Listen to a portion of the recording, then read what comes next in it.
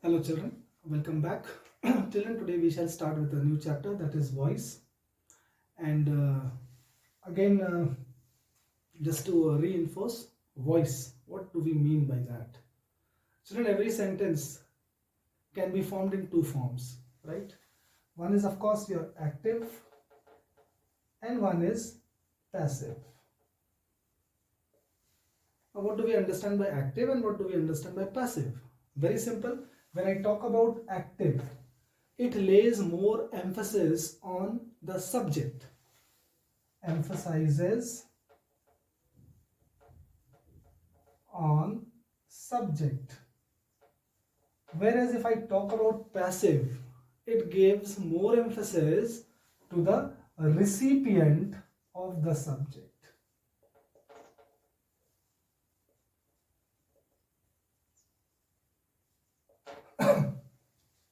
So passive voice gives more emphasis to the object part of the sentence. Active gives more emphasis to the subject.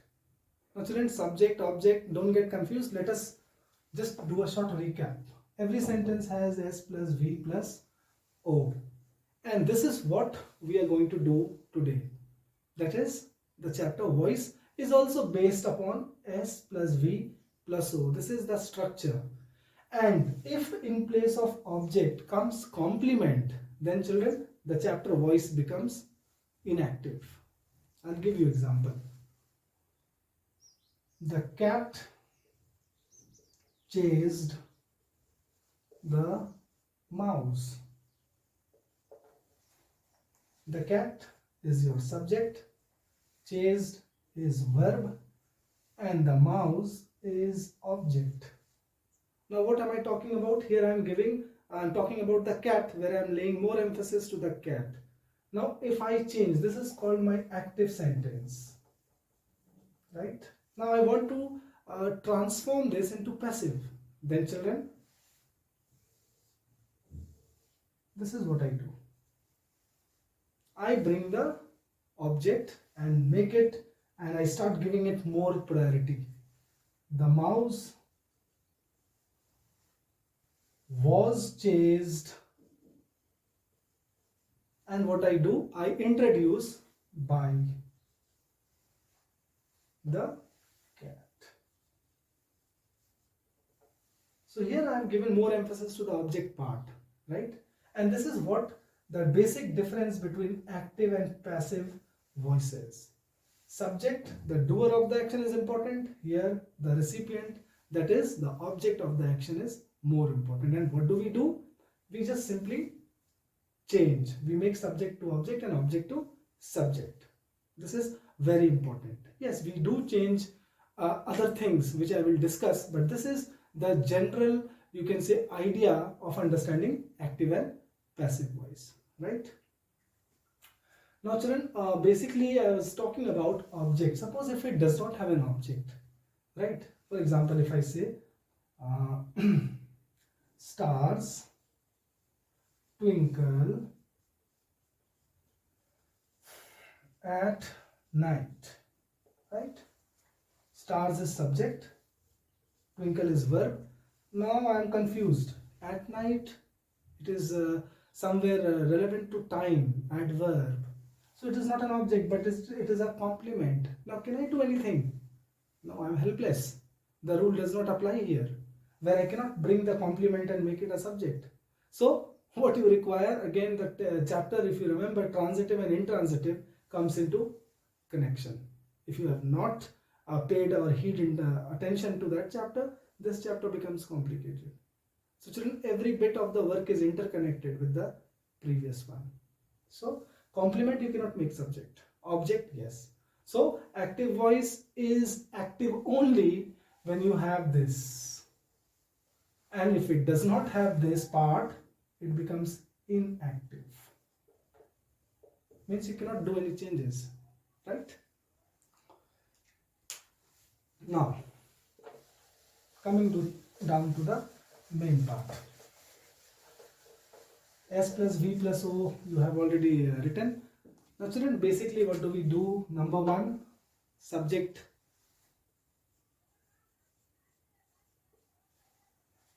we make it object, and vice versa. Object, we make it subject. This is first rule.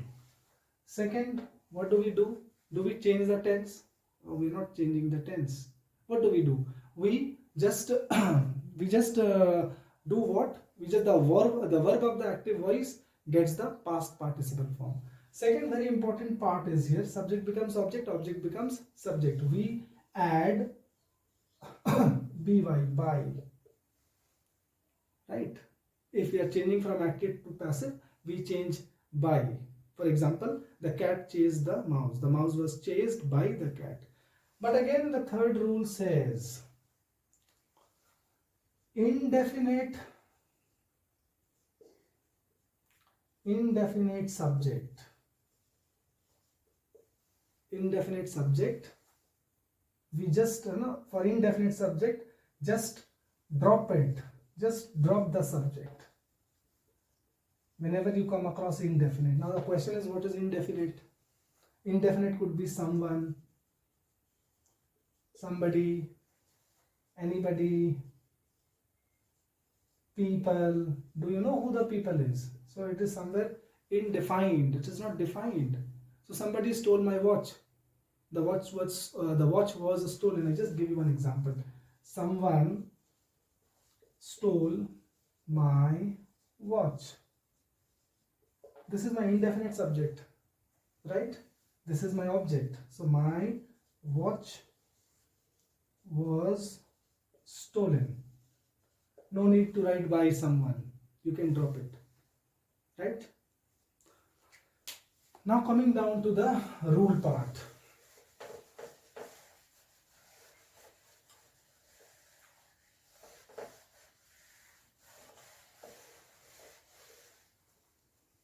Now children, what you do is, like we all know that there are 12 tenses, right? We start with number 1, simple present. Simple present. Active, passive. If you understand this well, children, the chapter is more or less done. Now, Rohit plays cricket. What I need to point out? Subject, object, verb. What will be the passive form? Rohit plays cricket. Cricket is played by Rohit. Fine. Now coming down to number 2. Present continuous. That is the use of ing. Rohit is playing cricket. Now children, Rohit cricket is playing is my verb, right? So cricket is whatever you find here or whatever the object demands. It is not necessary, children, always it will be is. If the object is plural, then it will take plural, right? So cricket is being played by Rohit. Fine. Next is number 3, present perfect. Rohit has played cricket, right? Your answer to passive would be cricket has been played by Rohit. Fine. And number 4 is present perfect continuous. Means no change. Right? Is it clear to all of you? So children, you can note it down. Now we come to the past. Can I rub? Of course. You must have noted down. What I do is just change this part.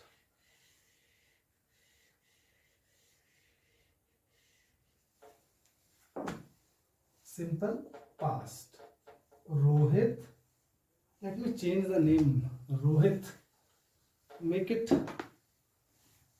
John played cricket. How many of you love this name or like this name, John? I do like. So John cricket, right? So John played cricket.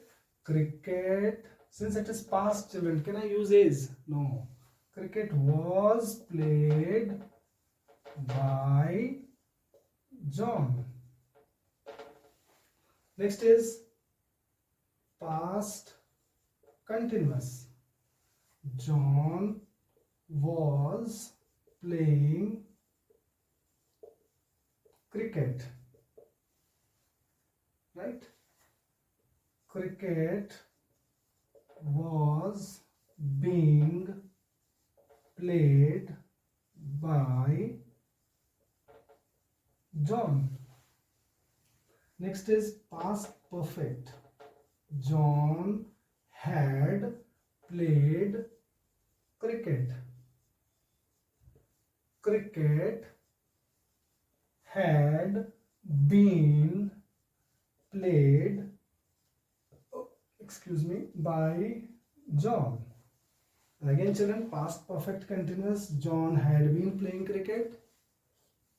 No change. Right? So this is second part. Last we are left with future.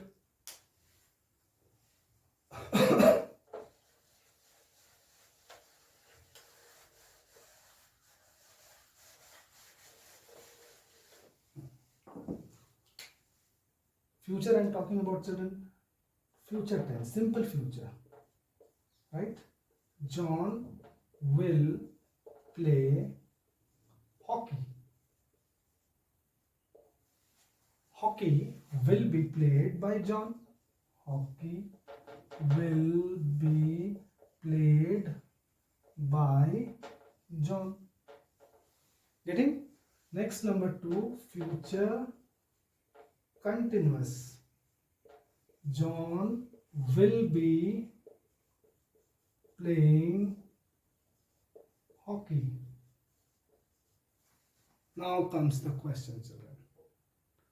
John will be playing hockey. Hockey will be played.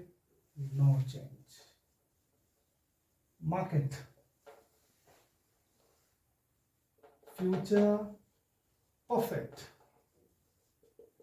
John will have played hockey. Yes, I can change this. Hockey will have been played. Though this is not in use, children, but still the rule says we have to follow. Hockey will have been played by John. Again, the last, number 4, that is future perfect continuous. No change. So overall, how many no change? 4. Right? Now, children, this is not the end of active and passive voice. More questions you will be getting, more exposure you will get. Right? But before that, I would just like to deal with few questions which you will also find little better. Example, a sentence can have 2 objects also, children. For example, my father gifted me a pen. Right? I had discussed in the previous lesson, that is verb. This is one object, this is another object. Right? Me is direct object, pen is indirect object. So either you can change this, or if you want, you can make this as a subject. It depends upon you. But advisable is that you can change the indirect. So a pen was gifted to me by my father. So a sentence can have 2 objects. That is one part. Second, children, you may also get questions. For example, can you play violin? Right? You may get, can violin, this is my object, this is my subject, right? This is my subject, this is my object, right? Can violin be played by you. Right? Children, you may also get imperative sentences. Right? Open the door. Now children, this answer can be written in two forms. Let the door be open, or you are requested to open the door. Both will be marked correct. So let the door be open. So children, now comes active and passive, though we have completed. Now children, the more you will solve exercises, it will give you a better understanding of what you have understood. So of course, after this class, after this video, I will be posting a document based on active and passive voice. Do go through it and solve the exercises given on the textbook. Thank you children. Have a nice day.